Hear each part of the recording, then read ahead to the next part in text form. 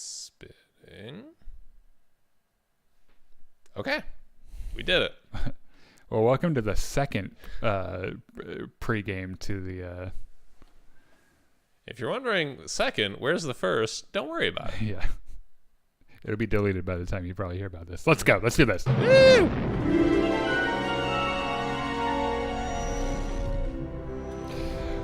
Welcome back to Jedi Enclave. I am Daniel. I'm Chris. And we're your hosts of the Jedi Enclave Presents the Now This Is Podcasting podcast, which is a weekly little project we do to talk about the Star Wars and the other things that we enjoy, like never the Star Trek. I can tell you that. Probably never the Star Trek. But also, I don't know, Game of Thrones, not Doctor Who. The MCU? MCU. Not necessarily because we don't like Doctor Who. I just don't personally watch it. Mm-hmm. I heard it's woke now. Oh, no. So we got a great show today. One that I'm sure everyone will agree on every single front. So first of all, there's Adam Driver news. He has shit to say about Kylo Ren. There's surprisingly more Nicely Little Republic news. And our big segment today is the Star Wars The Last Jedi retrospective, because yesterday was the 6-year anniversary of that movie coming out. And doesn't yet make me feel old, because it feels like it's about a 6-year-old movie. Yeah. And I kicked myself in the ass because there were like everyone was doing their 5-year retrospectives last year, and we just it didn't fall on a good day for us. Well, too fucking bad. We're doing 6 years. That's how we're doing it. And also it looks like Zach Snyder's Rebel Moon might be in a lot of trouble. But thanks for joining us. If you're watching and you're wanting if you're wanting to know where to go, if you don't want to listen to any particular thing, there are time codes in the description that you can go check out. But only if you're listening from the future on YouTube. Yeah, if you're listening in the present, we can't help you. Yeah. Sorry, you'll have to watch in a linear fashion. However, if you can just jump into the future right now, that would be kind of an First off, can you tell me how? Yeah, that'd be kind of neat. Thanks to Connor at the Star Wars Hub and Star Wars Veritas. He's cool. We like him. Mm-hmm. Also, while you're here, if you could like and subscribe, and make sure you share the stream, and join us on Discord. Share it with that one cousin you have who really hates The Last Jedi. Yeah. Oh yeah. I'm sure we'll get there. I've got lots to say. Frankie says, "What's up, Daniel and Chris?" What's up, Frankie? Hello. Which, by the way, this is a live show, so we'll when it makes sense, we'll be responding to chats. And then after this, 7:00, Battlefront 2 with our boys from Gremlin Squad, and then lads. Yes, and then Sunday, tomorrow at 7, is the second part of our holiday special Gungans and Dragons episode, which is... where we are teaching the meaning of Life Day to Sheev Palpatine. Yeah, and it's going... about as well as you'd expect. It's going fantastically. I want to get started on this because I don't know how much time we're going to take, because we're going through all of The Last Jedi. Yeah. Like, imagine Star Wars story time, but on whatever, I don't know, on crack or whatever, or heroin. I don't know what drugs are. I don't know. We gotta keep going. Yeah. So Adam Driver had a great week, by the way. Mm-hmm. He was on SNL. He made this hilarious joke about how he didn't kill Han Solo. Woke did. It's like, oh my god. But anyway, he's had a great week, and he's promoting his new movie Ferrari. Right, and he's been all over the the news and the press. And of course, anytime you go, if you've ever been anywhere tangentially related to Star Wars, and you go do a press event for something else, they only ask you about Star Wars, which was the case on the Rich Eisen show. And he talked about the original plan for Kylo Ren and how there was no redemption for Kylo Ren originally. And he said, I had an overall arc that I had in mind that J.J. Abrams wanted to do. His idea was that Kylo's journey was the opposite journey of Vader, where Vader starts the most confident and the most committed to the dark side.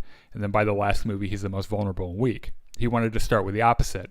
This character was the most confused and vulnerable, and by the end of the 3 movies, he would be the most committed to the dark side. I tried to keep that arc in mind, regardless of that wound up being the journey anyway, because it changed while shooting, but I was still focused on that.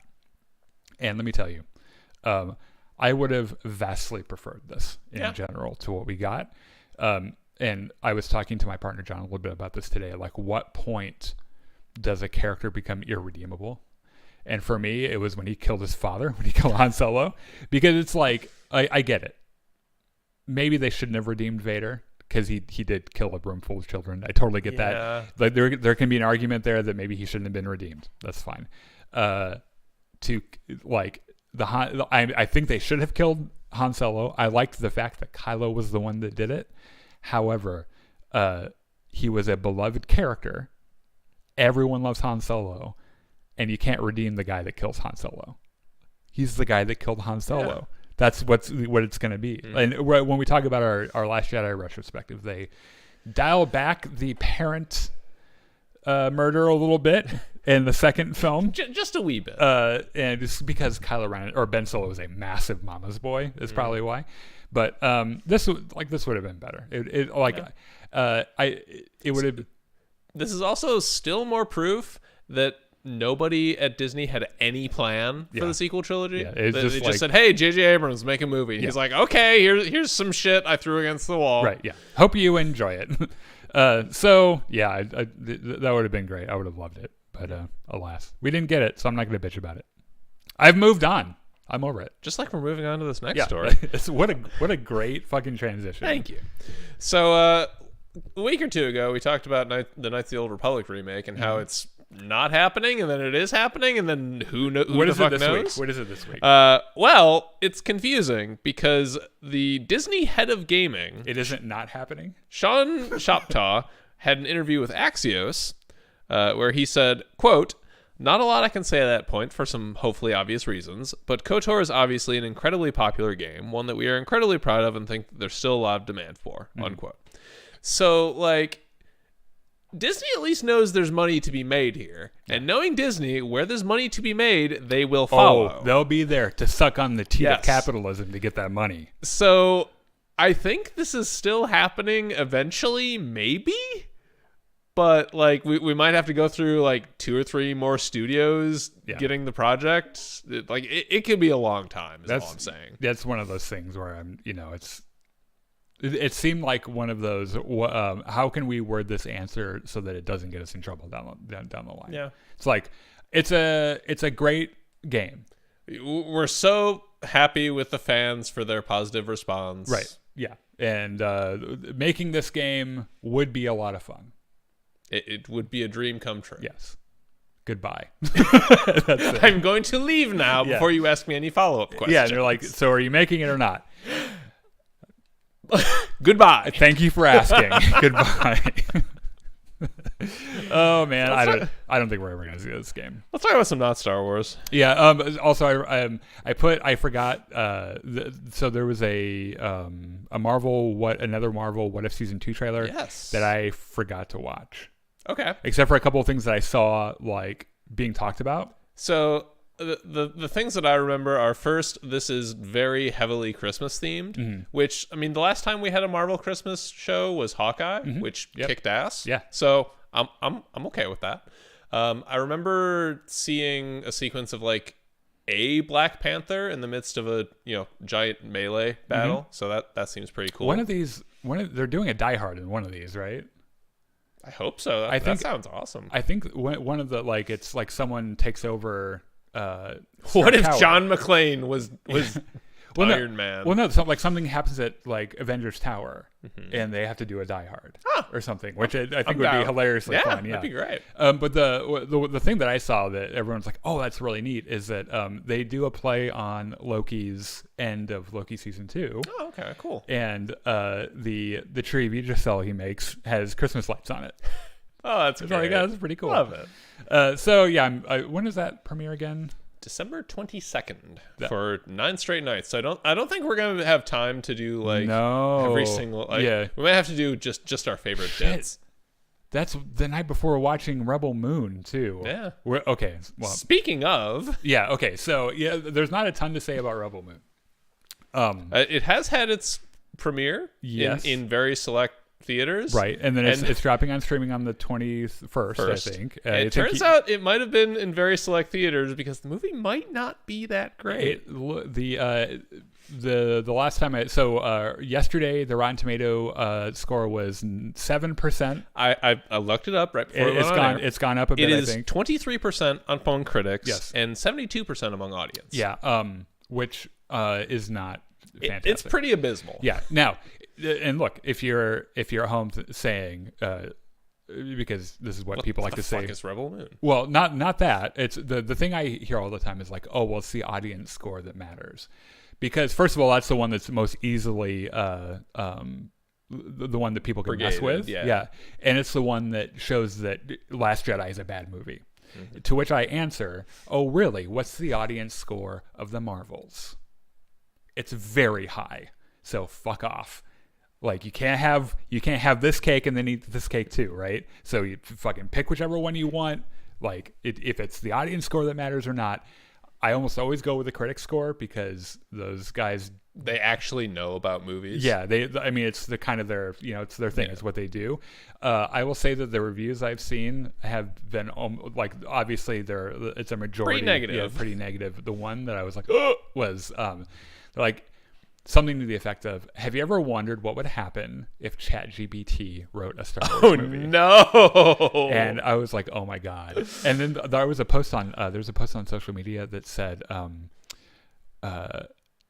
Rebel Moon Rotten Tomato scores is 9/11 for Snyder Chuds. I was going to ask, Daniel, as a professional Zack Snyder hater. I don't hate Zack Snyder. I don't.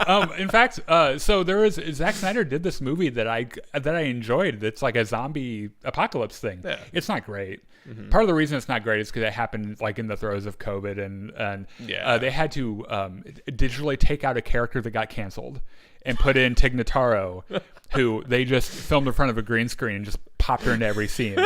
And so when she's talking to someone, she's not actually talking to anyone. She's talking to the air. And it still kind of works. Dave Bautista's in it. Like, it's pretty okay. Yeah. Like, it's fine. It's funny, right? Mm-hmm. But then you have, like, the Justice League. And I know people who are like, the hashtag release the Snyder Cut. Snyder Cut. Snyder Cut fixes everything. Yeah. It doesn't. Was it a ton better than Justice League? No. It wasn't. It was no, it just wasn't better. It was bad, but just was different. It was bad in a different way. And there's this thing that Zack Snyder does I don't understand. That's like in this zombie thing. It was in a lot of the scenes in the Snyder Cut where like his visual identity is like smearing Vaseline all over the lens and making everything just real blurry. and I get it. Some people have their thing, and I think that might be his thing. But I don't hate Zack Snyder. Like, I've been entertained by his stuff before. I did actually enjoy his version of Justice League a little bit better. It was not great. Mm-hmm. I hate Jared Leto so much that like I think that's what turned me off to that. Okay, fair. The thing that I cannot stand are the release the Snyder Cut guys, because we're going to talk about this when we get to our main segment today. There are people who make their entire identity hating The Last Jedi. Mm-hmm. And it's sad, right? Because it's like, this is all you're capable of making your life to be. There are people who are the same way with not just Zack Snyder, specifically the Snyder Cut of Justice League. And I don't understand why, because the DC universe as a whole lately has been bad. Has been very, very bad.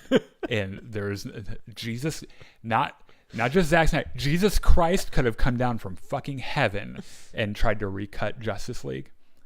Still would have sucked. Wouldn't have been good. Yeah. Which probably wouldn't have made sense because Jesus apparently was a carpenter and not a filmmaker. So what the fuck do I know? Well, let's move on, shall we? I think we should. We had a little misfire on the starting of our show today, so we're like already at 20 minutes, mm-hmm. which I'm like, oh God, oh no. It's fine, don't worry about Before we get going, Jimmy says, any thoughts on Rebel Moon? Haven't seen it yet. We're going to watch it on the 23rd, I think. I'm keeping my expectations extremely low. Well, also, it's fair to say that like all the shit I just said about all the tea I just spilled on Zack Snyder and shit, mm-hmm.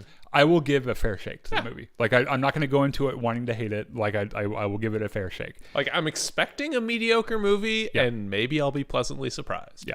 Christmas-themed Marvel show, bro. I'm looking forward to it. In fact, I didn't realize it's coming out so soon. Mm-hmm. I'm actually really excited about that. Okay, so yesterday marked the 6-year anniversary of Star Wars: The Last Jedi. Good movie. Yeah, I agree. It doesn't matter what part of the argument you're on. I think the one thing everyone can agree on is that it was by far the Star Wars movie that made the biggest splash out of the sequel trilogy. And you might think that like the splash was bad or the splash was good. It's different. Yeah, and people have very strong opinions about it on both sides, right? And I, as a fan of the film, I try to be respectful to the opposing ideas if they're good ideas and they're not just parroted from a YouTube video that they saw by Star Wars Theory. Mm-hmm. Which, by the way, when that movie came out, he put a video out that was like, "This movie is great." And then he realized there was more views to be found and hating on it and changed his tune. Right. And all of a sudden it was, Kathleen Kennedy and Brie Larson are scissoring and it's going to destroy Star Wars or whatever the fuck. I hope Brie Larson gets her own Star Wars movie. That'd be so great. Yeah, just to see what happens. Not just because, it would make the worst people in the world incredibly irate, but because Brie Larson's a good fucking actor. I like Brie Larson, yeah. So we're going to talk a little bit about we're going to go through the film, and I have this thing where, with the exception of The Empire Strikes Back and Return of the Jedi, I would write every other Star Wars movie differently in spots. Mm-hmm. There would be things I would change about it to make it a better story, in my opinion, which is what I'm going to do here as well as we go along. Okay. I've always had this version of The Last Jedi in my head that, like, if I were the one that was hired to write it, how I would have done it, or like if they called me in to fix it or something, which would never happen because no one at Disney, despite everyone thinking that I'm a Disney shill, no one at Disney knows who we are.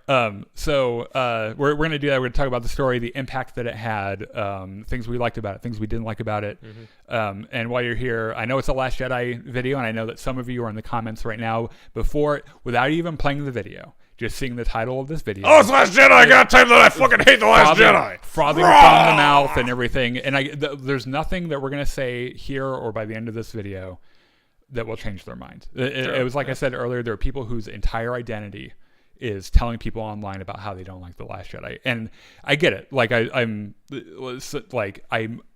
sorry. You just spent like 3 minutes talking about how Zach Snyder's stuff is kind of whack. Yeah. Yeah, it's not my entire identity, by the way. Yeah, but because you're a healthy, well-adjusted individual. And so, like, there's nothing we're going to say that's going to change people like that, and I'm not even going to try because you've got the emotional capacity of like a teaspoon. So, like, why would I try? But like, if you've got a good argument that you're not just parroting from Mike Zero or Overlord DVD or some shit, put it in the comments. Make sure you like the video and subscribe, and check us out on Discord. We do weekly Star Wars video game streams and a live show like this every week, so check us out there. So I want to start before this film came out. Okay. So people's reception for The Force Awakens was kind of mixed, right? I remember it being generally more positive than I think it was like than The Last Jedi, or like the reaction. You're talking about Force Awakens, right? Yeah. So like, people were like, okay, this movie is pretty good. It's very competently put together. Kind of sucks that it's just rehashing episode 4. Right, but, which is more or less the sentiment, right? Yeah. Which was, okay, it looks pretty, but did we need another Death Star? And and that's fine. Like, the characters are fun, but yes, did we need another Death Star? The main thought was, let's see where it goes. Yeah. And as a result, everyone was fucking primed for this movie. Huge expectations. It was the most anticipated film of the year easily, and there was a moment where they started dropping trailers for it, and going back watching some of the trailers, noticed that they used some of John Williams' music from the big climax with Luke Skywalker at the end, that theme that I love, and I was like, that shit was in the trailers the whole time. I had no idea. And there's this moment in one of the trailers where Luke says, he turns around, he says, it's time for the Jedi to end, and everyone was like, what the fuck? And then there was a shot where Ray uses the Force to grab Kylo's lightsaber, and You're like, turns it on, and all the Praetorian guards are like, oh God. And like, that's the shot in the trailer. And everyone's like, oh my God. So like, people are trying to figure out why Luke would say that it's time for the Jedi to end. And then there were... And what the fuck does that title mean? Yeah. On top of this, there were rumors about these giant CGI fights between Mark Hamill and the Knights of Ren. And like all this stuff that now we know were just made up, right? Course. And so like people had, and then on top of that, there were folks like Star Wars Theory who were like, oh, well, I have a source that says, I have a source at Lucasfilm says blah blah right, blah right. says fucking Daisy Ridley is gonna. Well, not so much anything about Daisy Ridley. I have a source at Disney that says this is how the story's gonna go, which is actually just my fanfic. Mm-hmm. And when which means that when that doesn't happen, people get really upset, right? So, like. Trailers are coming out. People are getting really excited. I was shitting myself ready to see this movie. And then Carrie Fisher died. Oh, God. And everyone was like, how are they going to deal with this? Yeah. Because already the anticipation of the film was sky high. Carrie Fisher died, and everyone was like, if this is the only movie I ever see in my life, this will be the one, right?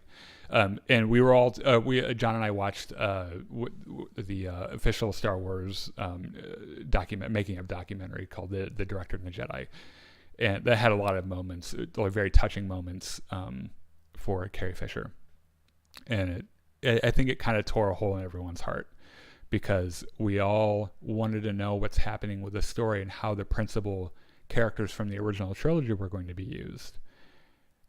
And how do you do that when that actor is dead? And the fact that her passing was so tragic and unexpected, right? For those of you who were under a rock or whatever, she was on a flight back from somewhere and had a heart attack because she had her entire life was very open about her issues with addiction, was apparently clean before doing the films, and then kind of fell off the wagon, and as a result died. In addition to having a drug problem, wasn't a young woman anymore, right? She was a 70, late 60s, 70s. Someone correct me in the comments. Yeah. Using cocaine.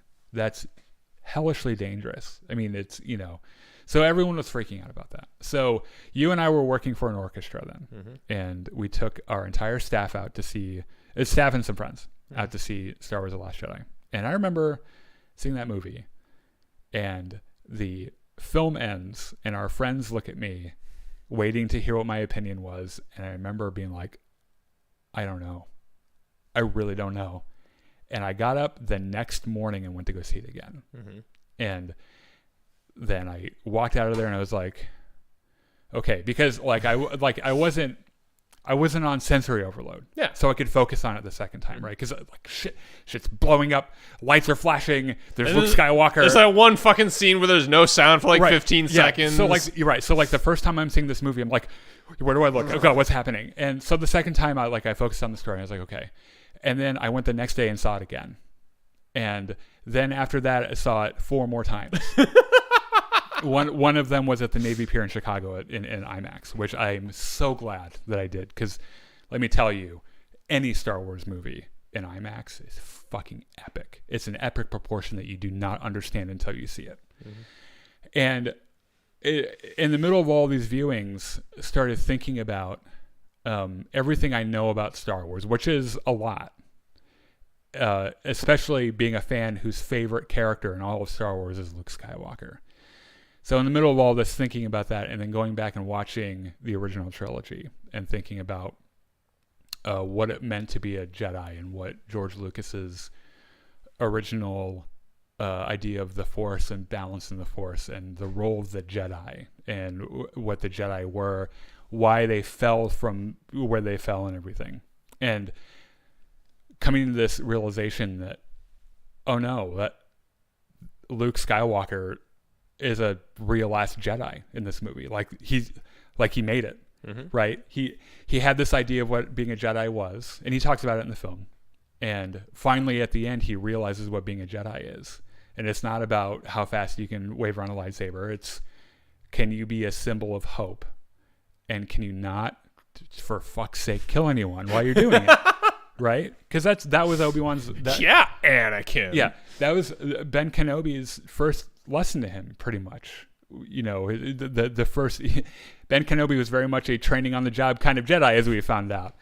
One of the first things, other than here's a remote, it's going to shoot you a few times. Hope you do well. Here you go. Was like, there are alternatives to fighting. That isn't what being a Jedi is. Yeah. It's noteworthy, I think, as long as we're talking about this, the very first time we see Ben Kenobi, it's him like kind of stumbling down a cliff after having done a crate dragon call to scare away the sand people away from Luke. Like, if he wanted to, he could have killed all the sand people. Yeah. No, easily. Yeah. Like, it wouldn't have been even like, it's like, Anakin did that already. Yeah, we don't. Yeah. The Tuscans already hate the Jedi quite a bit. We don't need to keep this going on. It might be poetry, but it doesn't need to rhyme that hard. Right, yeah. Though he does go on to just chop a man's arm off, but still doesn't kill him. Self-defense. Yeah, self-defense.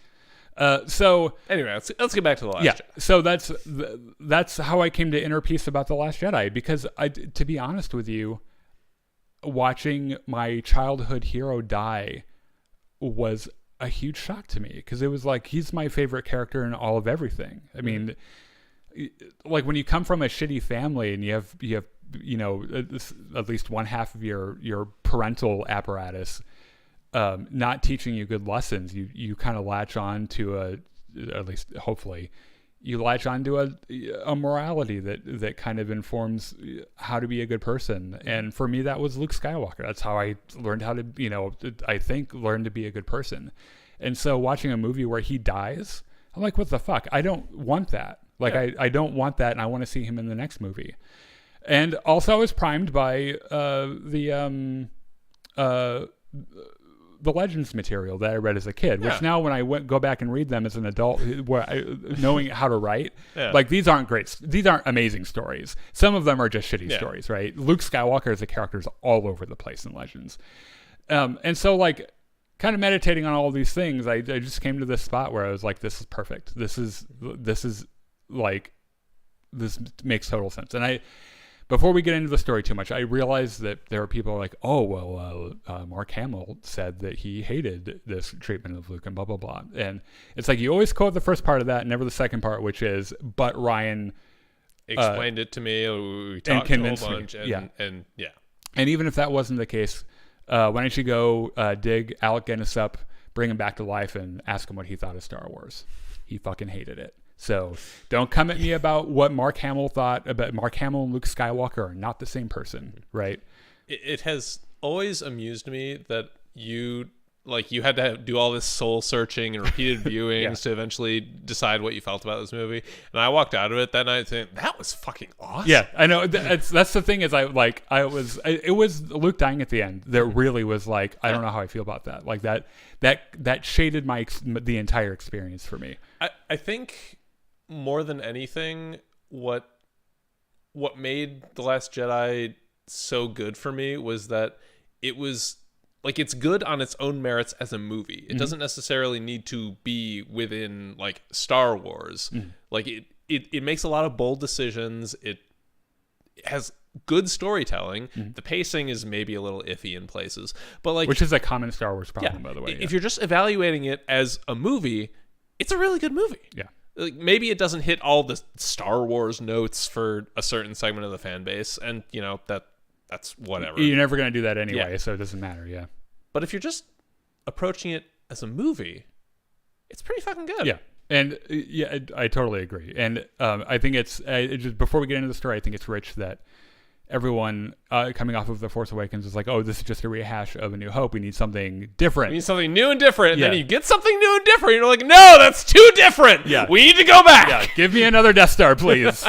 I need my safety Death Star.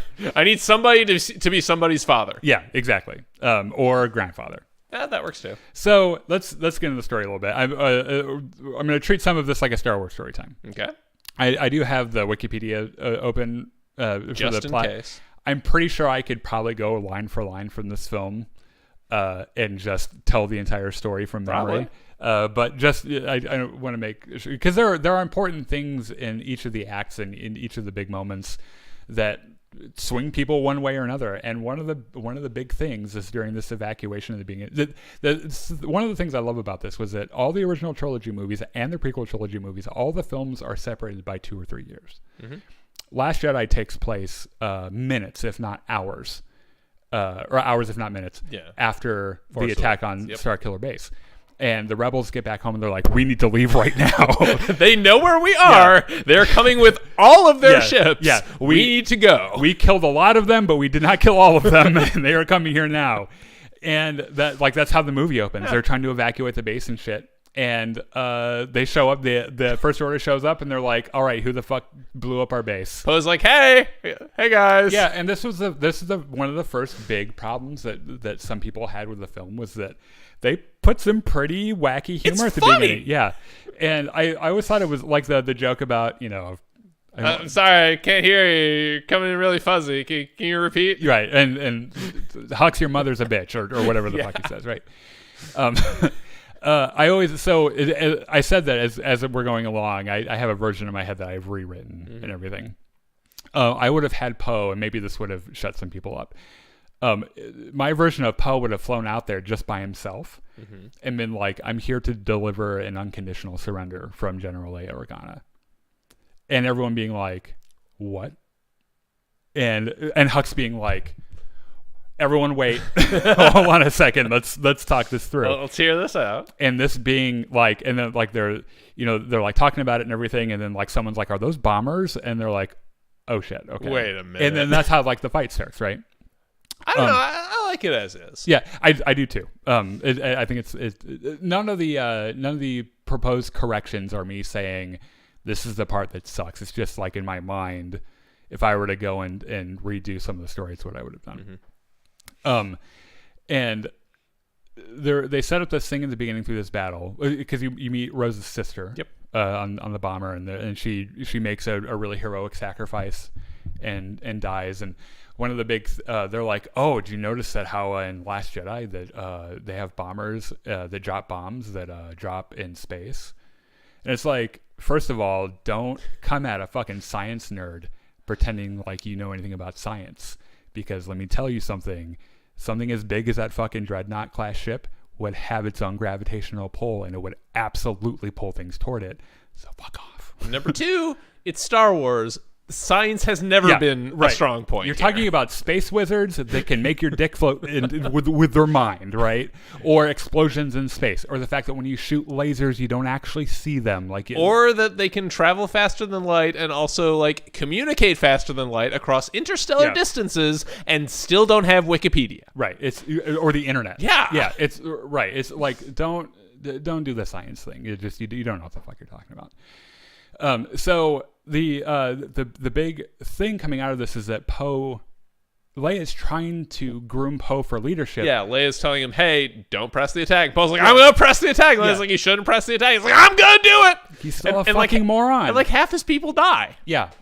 Which leads to one of the best scenes in the entire movie, which just cold opens with Leia slapping the shit out of the Poe. Yeah. And behind the scenes, fucking Carrie Fisher was not holding back. Those were not stunt slaps. Yeah. She was slapping the shit out of Oscar Isaac. They also did like 30 or 40 takes. Yeah. She smacked the shit out of him. And there's a line that she has where like Poe's like, we lost a lot of fucking heroes just now. And she's like, yeah, but no fucking leaders. Where are we at now? Right? Mm-hmm. And they lost their entire bomber squadron. Yeah. Which is like... It's a bit of a problem. Yeah. So... thus starts the intimate part of this movie that I kind of like, which is ignore the stuff about them being tracked through hyperspace. I didn't know that wasn't a thing that was possible in the first place. So they're like, oh, that should be impossible. I was like, it is? It doesn't. And you're the authority on how Star Wars works now? Yeah. Well, no, Leia says that. Oh. No, Leia says that should be that's impossible. Which I was like, that's news to me. Okay. I didn't realize that. So... the intimate part of this being that it's a cat and mouse game between Hux and Leia, or Ben and Kylo and Leia, right? Mm-hmm. And so they're chasing each other around, right? Now, so you might remember at the end of The Force Awakens, Finn gets his shit rocked, yes. right? and loses part of his spine, I think, or something. Like, He just gets his ass kicked. it's like that. You watch Gordon Ramsay like rip the spine out of a fucking fish. That's what Kylo Ren did to Finn. He's like, here's a lightsaber. Also, nice jacket, not anymore. So he gets patched up because Bacta can fix anything. And that's not a Last Jedi specific thing. That's on all Star Wars. You fucking someone fire a cannon at your chest, big hole in your chest, puts it back on it. You'll be fucking fine. He wakes up. First fucking words out of his Where's mouth. Rey? Not where are my clothes? Not oh my god, my dick's hanging out. Where's Rey? And Poe being like, damn, dude. I don't know. Nice dick. Yeah. And so we go straight to where we left off at the end of The Force Awakens on Octo, which was filmed at Skella Michael, Ireland, where Rey's like holding up the lightsaber to Luke. Here's a lightsaber, and he's like, "Fuck your lightsaber." He takes it. He holds it for a second. Like there's a nice close up of his robot hand. Yeah, and he's just like, yeah. Now, people were pissed about this, and you know what? I kind of get it. I think if it's your first viewing and that's your first scene seeing Luke fucking Skywalker in this movie, okay, like because you don't know, like you don't have the context, right, for everything that's going into that. Yeah, and the fact that he's just so over, he's like, of course you would give me a fucking lightsaber. Like you can tell, like the entire time they're sitting there staring at each other and the music's like swelling. He's like, she better not give me a fucking lightsaber. And she's like, here's a lightsaber. And he's like, son of a bitch. Now, I get it. It's you might as well have the slide whistle when he throws it, right? And I get that it felt a little stupid to me too. And like in my rewrite, I think we've talked about this before. Just having him in resignation, dropping his arms to his side and just letting it fall to the ground. And then walking away, I think people generally would have liked that a lot more. It's a different mood. Yeah, which I think fits the headspace of Luke anyway. Him just being kind of like, just fucking kill me already. Which is brings us to another thing where, like, people were expecting Luke to be the Captain America of Star Wars, being always positive, always ready to go. It's like he's on meth or something, always ready to go into action, never gives up, never surrenders. It's like, you haven't been an adult yet. It's been 30 fucking years since Return of the Jedi. I'm not as old as Luke was in this movie, and already you get it. I've had enough life where I'm like, I totally get like having a problem, feeling like you're the reason it's the problem, and being like, you need to not, like, you can't be a part of this anymore. Or even just like sort of just withdrawing a little bit from the world and being like, okay, I'm okay with this. I'm just gonna go fish for a little bit. Just in my little bubble. Yeah. And someone comes in and says, hey, you need to fix this giant fucking problem, and you're like, fuck off, I'm retired. Yeah, I have to go masturbate. That's like that's my 12 o'clock appointment. I have to go masturbate and then drink some green milk. Yeah, like, sorry, I'm busy. I got a full schedule. Yeah, I'm booked solid. So, like, Rey is like, what the fuck, man? What is going on? Yeah, I don't get it. And then Luke just does his best Yoda impression for the next 5 minutes. Yeah, just being crazy and weird. Yeah, but he, like, there's a moment where he figures out that they came on the Falcon, and he's like, wait a second. Where the fuck is Han Solo? Now, they shot this deleted scene where we get a reaction from Luke to the news, because it just cuts away to something else, where he goes back into his hut, he closes the door, and he puts his hands on his table, and you can just see grief just wash over him, right? In the comic book adaptation, which is brilliant, Chewie crashes the door down. He's like, where's Han? And Rey's like, Kylo Ren murdered him. And before we realize that Luke has blocked himself off from the Force, he loses a moment of composure where he forgets, he's juggling all this shit, and he forgets that he's not supposed to instinctually touch the Force, which is something that Luke Skywalker does. It's just a part of him, right? And he gets angry, and shit starts floating in his hut, and Rey's like, the fuck? What is happening right now? And then he like calms himself down. He's like, yeah, I'm not supposed to do that. Yeah. So There's some good Snoke Kylo stuff, right? Oh yes, a child in a mosque, and pretty much this is a part of Kylo Ren's journey where he's like, you know what? I'm tired of having a dad. Like I've already killed one of my dads, and Snoke is just another guy telling me what to do. Also, Andy Serkis. Really? Oh yeah, it was good. Yeah, and the way, dude, I don't know what it is, but there's some anger that has been boiling with Snoke about that mask for like years. Because when he says that you're just a child in a mask, he's said to himself so many times, "Motherfucking mask, why does he wear it?" Right? Yeah. And we know that because there are Kylo Ren comics where they go somewhere and Kylo's like, "Hold on, let me get my mask," and he smacks him. He's like, "No, leave it here. Leave that at home." So. So there's a whole thing where you see something snap in Kylo where he's like, I'm gonna kill that motherfucker, but you don't like my mask. Yeah, right. Even though he destroys it. Yeah. But you can tell that there's I think that's more of just like another childish tantrum. Yeah. Where he just has to smash something. But it's also symbolism for that facade he's trying to cultivate. He's like, this doesn't matter anymore. Like there are bigger things. And also sort of his kill the past. Right. Yeah, his new religion in this movie. Yeah. So Luke gives Rey 3 lessons. Actually, it's 2 because the third is in a deleted scene. Yes. Which is something that J.J. Abrams should have picked up on and said, okay, here's your third fucking lesson. Right. But the third lesson, by the way, in the deleted scene is they're sharing the island with caretakers. Mm-hmm. And like they look over on another beach and like there's fire and shit. And Rey's like, what is happening over there? And he's like, oh yeah, once a month the male caretakers come in and rape and pillage. And Rey's like, are they doing that right now? And he's like, yeah. And she's like, we have to stop them. And he's like, I mean, okay, if you want. I have to masturbate. It's my 3:00 appointment. Yeah. Like, I'm busy. I'm booked. I'm sorry. Yeah. And so she runs over there with her fucking lightsaber, busts in like she's the hero.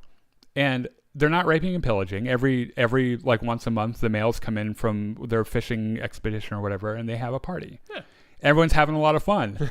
And she's like, wait. She gets there, and they're like, well, who the fuck is this bitch? And she's like, I will go back now. Sorry. And like Luke has a good laugh about it. And he's like, that's one of your lessons. Yeah. You don't have to save the fucking world every time. Like, that shit happens regardless of if you're there or not. Like, it doesn't matter that you're a fucking Jedi. That isn't your job, right? And then he's like, I'm sorry, I played that joke on you. And the other two, there is this great history lesson that I fucking love in this movie, where Luke is like, here's the deal about the galaxy. Sidious came along and fucked everybody.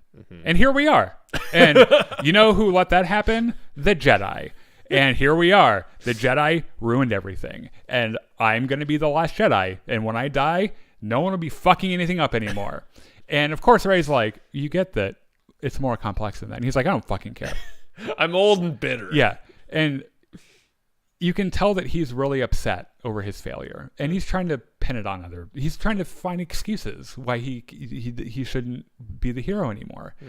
And there's this brilliant scene that is elevated so much by Mark Hamill's acting, where and I've mentioned this maybe 200 or 300 times, where he talks about Kylo Ren and how he failed, how he was a master that failed his nephew. And Rey says, you didn't fail Kylo Ren, he failed you.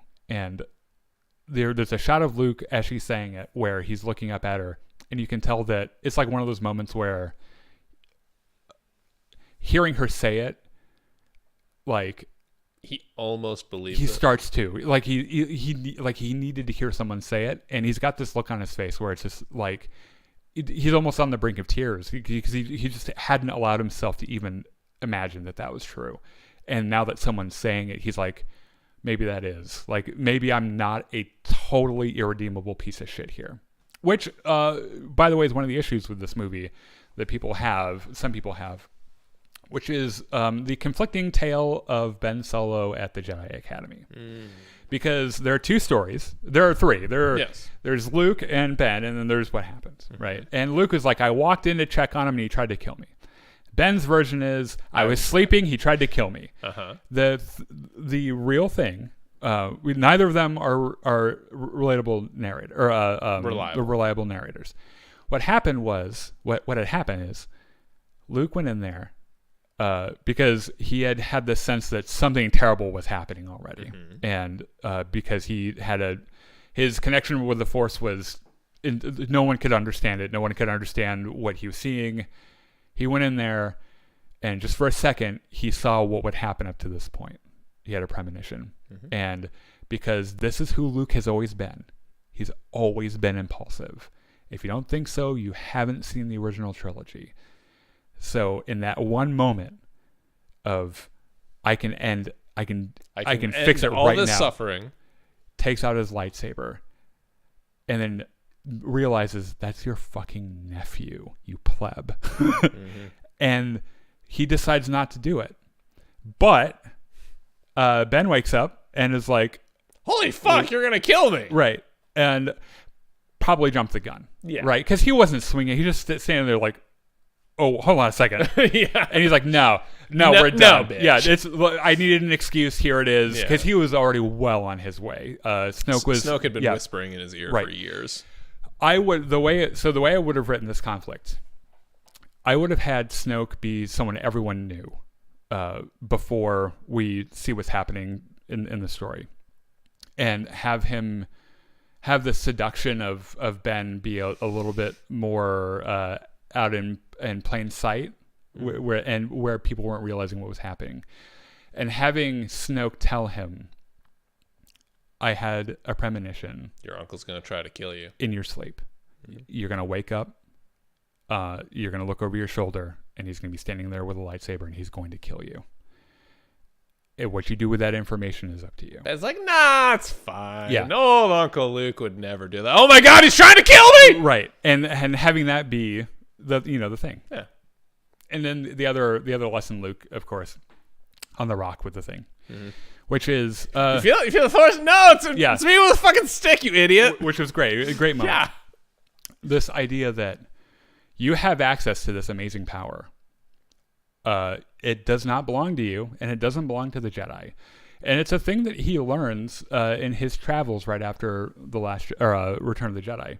He went and visited a bunch of primitive pre-hyperspace people, all of which have different names for the Force. Some of them were primitive enough where it was their deity. It was like their god. Yeah. And he realized this doesn't belong to the Jedi. This belongs to everyone. It's just we've been kidnapping kids the whole time. And like he comes to this realization that it doesn't belong to you. Like there's a balance, and it's like it exists with or without us. Not necessarily without us, because it has to have life, but you know what I mean. Yeah. So should probably talk about Canto Bight. I don't like it.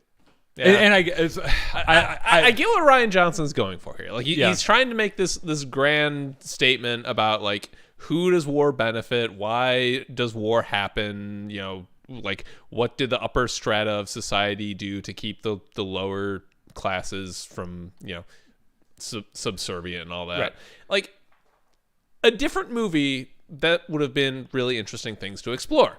There was just too much shit happening. Yeah. There was too much stuff happening. And it also it was like, is this a Harry Potter movie for like 20 minutes? Because it felt a little bit like a Harry Potter movie for 20 minutes. They just run into also, DJ. The fathiers creep me out because they have these big human eyes. And the first time I saw them, I was like, oh, God. How do you think these are cute? Yeah. Right? And John loves the fathiers. I fucking get it, right? Also, DJ is annoying. And I love Benicio del Toro. Yeah. That character is annoying. Yeah.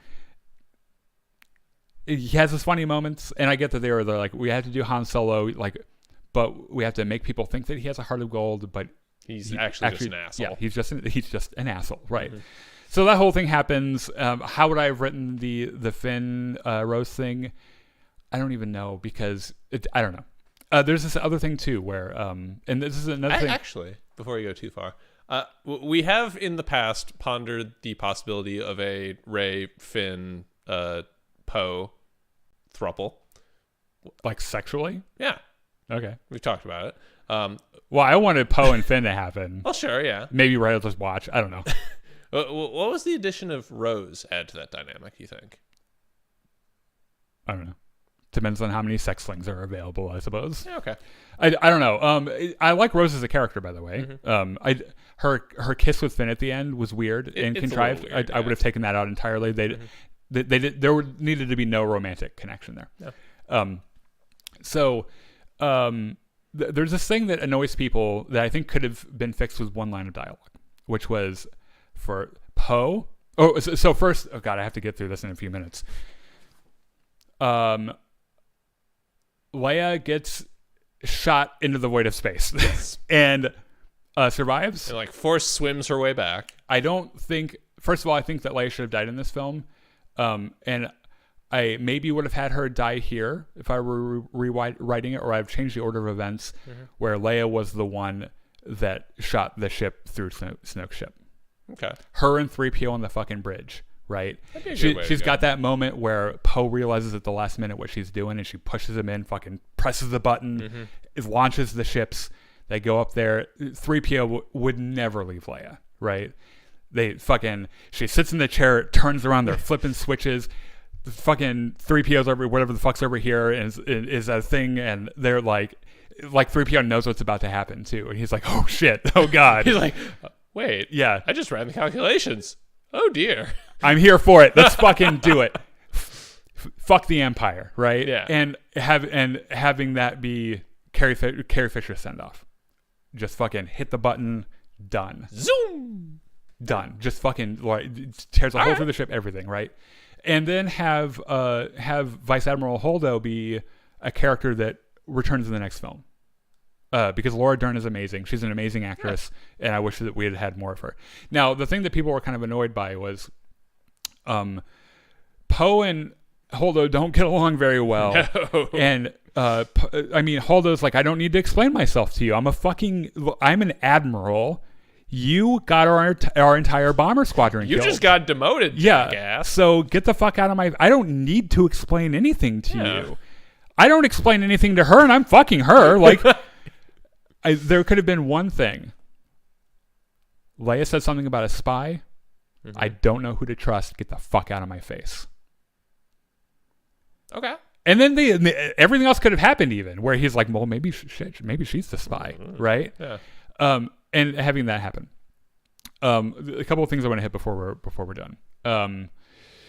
In the novelization, we've talked about this before. Luke had made the decision to leave Octo, and he was running back to Rey, practically screaming, "Let's go!" Walks in on them touching themselves through the Force, right? Like touching each other, and then explodes the thing. Freaks the fuck out. Yeah. Which, by the way, was a practical effect. That him blowing the hut apart with the Force. Yeah. Every single stone was on a string, and they pulled the whole fucking thing out. Yeah, it's really cool. And then realizing, oh yeah, I'm the problem here. It's like I'm the part of this that is fucking everything up. So you go. And there's this scene where Rey gives him one last chance. She fucking hits him with her stick, and he's like, oh, bitch, please. And he pulls the antenna down, and he just makes a fool of her. Because she's like, oh, I know how to fight. And he's like, no, I'm a Jedi Master. And she pulls out the lightsaber, and it surprises him. But then he doesn't care. And he just kind of falls over, and he stops himself with the Force. And he's like, there's nothing I can say to her. She's made up her mind. She's going to go make the same fucking mistakes I made. Why even try? And that's what ends up happening, right? And so she goes back to Kylo because she wants to fuck him so hard. And you know what? I don't blame her because Adam Driver is sexy. And I know the high-rise pants were a little weird, but I would have been all over that. So they have an audience with Snoke. Mm-hmm. And everything about this scene is brilliant. Kylo's like, you know what? Kylo's like, here, have her lightsaber. And Snoke is like, yes, excellent. I will now monologue for a few minutes. And, oh, God, I'm cutting that. Yeah, I will. I'll explain everything as I'm seeing it. I'm the ultimate ruler. And He raises his lightsaber and strikes down his foe, and I'm dead. Oh God! And Kylo's like, "Fuck your fucked up face," and just kills him. Right? And this like the music, like he looks down, and he's like, "The fuck!" and his fucking torso just falls. Yeah, well, that's a little bit later, but there's that moment where everyone in the room realizes what has happened, including Snoke, where he's like, "Okay, I guess I'm dead now." Yeah. And like Kylo pulls the lightsaber, and then Daisy comes up out of frame and catches it while she's still staring at him. Like, are we gonna fuck? Like, is this it? And not quite, because they have to have this incredibly fucking awesome fight against the Praetorian which was Guard. pretty much them with a wide-angle lens doing just no fucking MCU cut. Like, you know how the MCU cuts their fight scenes to death and shit. There are a couple cuts in this, but mostly it's not a one take, but just a lot of done stuff. I know they're like, some people are like, oh, the one Praetorian Guard had the knife that disappeared. Who fucking cares? It's like, there are continuity errors in every film. If you don't think so, you're a fucking idiot. Suspend your fucking disbelief. Have a little fun for once in your life. That fight's cool. Now, that last finishing move, fucking Kylo turns the lightsaber on, turns it off, and he's like, now we can fuck. Right? So she figures out that, you know, wait a minute, he still likes the dark side. Right. And she's like, okay. He likes the dark side more than he likes me. Right. Which is kind of heartbreaking. Yeah. But. And they introduced an idea that they should have held on to, which was your parents were drunks. They sold you into slavery for drinking money. You're nobody from nothing, but not to me. Which was a beautiful line. Yes. And she's just like, I don't know what to do. So, and he's like, well, I want the lightsaber. And she's like, you can't have it. And so they have a little fight over it. And it explodes. She escapes. And everything comes to, we have the Holdo maneuver and shit. Yep. Holdo maneuver, like, if that did not win awards for cinematography that year, it should have. Yeah. Just that scene was fucking brilliant. Everything culminates on Crate, right? They have their little ski battle and everything. And one of my top 3 favorite moments in all of Star Wars. Music cue, look up, there's a hooded shadow in the doorway, and it's Leia's looking up, and she's like, that's fucking Luke. And he comes over, he has, through the lens of Carrie Fisher, has died, one of the most heartbreaking conversations ever, where he's like, look, I know I fucked your son up, I gotta kill him, I'm sorry. And she's like, I get it. He's an asshole. He should probably go do that. And go get him, boss. Right. And she's like, I've held out hope for so long, but I know my son's gone. And he looks at her. He says, no one's ever truly gone. And you wonder if he's talking about fucking Carrie Fisher. And it's like a beautiful moment, right? And then fucking 3PO. Yeah. Well, before that, he kisses her on the head, and they do this masterful. Like, if you were looking for the clues, you know what's happening. He kisses her on the head, and she looks at him like, what the fuck is happening? Go and watch it. I'm serious. Yeah. Like, she looks at him like, what? Yeah. And then he walks away. No one gets it, because they're having a moment and everything.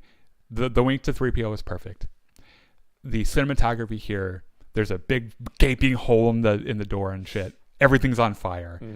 He's walking through the base. Everyone's like, is that Luke Skywalker? Luke fucking Skywalker. And he's like, hey guys. And he walks out. Fucking no time for autographs. Yeah, sorry, I gotta go do it. Because I secretly can't hold the pen. But anyway. Right, yeah. Don't worry about why. Walks out, fucking, I don't know, 8 these giant fucking walkers and a bunch of smaller walkers and shit. And he just walks out there and he's like, what's up, motherfuckers? Kylo's like, you will take every gun you have. Yes, please. You will point them at that man. Yeah. And you will shoot until he is dead. And lest you think I'm misspeaking. Yeah. You might have heard shoot most of our guns at him for a while. What I meant was every gun we have until I tell you to stop. Yeah. Until he is dead. Yeah. And they do it, and it's one of those moments where, because you know what's going to happen. Yeah. Like sitting there the first time, you know the dust settles. Luke Skywalker is still standing there. He's fucking Luke Skywalker. Like, you know that's going to happen. But seeing it happen, I'm shitting my pants the first time I saw it. Every time I saw this in theater. This is the Luke that everybody wanted to see. The theater of it, escaping a fate that no one should escape. Yeah. Him being able to do it because he's Luke Skywalker. And Kyle's like, okay, take me down there. I'll take care of this. I was shooting him with my laser sword now. And they have their little thing, and he has some cool moves too, which like. There's this moment where Kylo swings at him. He does this like it's an unnatural like movement, a limbo thing. Yeah, and it's like that he's using the Force, and and then Rey's back and everything's happening, but there's a realization where Luke's like, okay, they're gonna get away now, like time for the curtain to come down, right? And he's like, I'm not really here. And Kylo's like, the fuck are you talking about? And tries to poke him. And this is just like that. And this is where fucking scene changes. Luke's levitating 3 or 4 feet off the fucking rock, and he's like glowing and shit. And they're like, William scores it with this like religious choral, like men's choir and shit. And you're like, there's Luke. That's the Luke Skywalker everyone wants. You just didn't fucking realize it. Like, this dude is convincing an entire army from across the fucking galaxy, from a place no one knew existed. Everyone, including a droid, looked at that motherfucker and was like, that's a real person. That's a real person. And nope. Stopped an entire army in his tracks, let the good guys escape, didn't have to kill his nephew, and then at the end was like, fuck off. And then just disappears. I'm done. Yeah. See ya. Yeah. And it makes a promise that should have been kept. See you around, kid. That's something that should have come back later. And that's the end of, and he falls over, and he looks up, and he's like, I guess, there are twin sons here. That's fucking poetic. Yeah. See y'all bitches later. And he fucking disappears. In the novelization, the caretakers collect his lightsaber and robe, and they put it away for later. This is before Rise of Skywalker happened, so they never went with that. But like, there was going to be something there. I also want to mention too, before we go on, or before we go to Battlefront, the Yoda thing was insane. Especially as teachers who have been students of teachers, it's such a wonderful scene where Yoda basically says, hey, like, the whole point of teaching is that your students eventually get better than you. Yeah. So like, let her get better than you. Yeah. Yeah. It's that's the burden of teachers, is that you have to have the ego of your craft, but then you have to watch someone younger than you be better at it. But then that's how you know you're an amazing teacher, which is a feeling I feel all the time as a saxophone teacher. It's like, how I was never that good at your age. If imagine what I could have done with your fucking talent, right? And also the other promise that was made there that I think that they were setting up was that Force Ghost Yoda could affect the corporeal world, because he calls on a fucking bolt of lightning to take out the tree. He hits Luke in the head with his thing. Like, he has an effect on the real world, and I'm pretty sure that shit was going to come back, because we saw Colin Trevorrow's treatment of the third film in the sequel trilogy, where Luke catches Kylo Ren's lightsaber. His Force Ghost catches the lightsaber, and it's like, calm the fuck down, right? Anyway, we've got to be done. I kind of went off screen a little bit. That's fine. My apologies. Zachary says, hey, fellas, what's up? Hello. Race fan says, hi. Hey, what's up? The Last Jedi is my favorite of the new movies, mine too, and probably the closest thing we'll get to Lucas would have done with sequel trilogy. Agree. I don't know about that, but maybe. He had some weird ideas about, Curly Tube, the only good scene of The Last Jedi was opening space battle. I like that, but it wasn't the only good one. Plus, truly, had so much potential, but The Last Jedi screwed it up. Hard disagree. Tony says, greetings, gentlemen. Hello. If you notice, Luke lied by omission by not mentioning he had his lightsaber. Yeah, it's because he wasn't a reliable narrator. Yeah. Neither was Ben. Both of them are traumatized by the fucking night that Uncle Luke almost killed Ben Solo. Yeah, they were both also eternally ashamed by how they handled it. That's the tragedy of it, right? Anyway, we're going to go play some Battlefront. Come join us. We'll talk some more about The Last Jedi.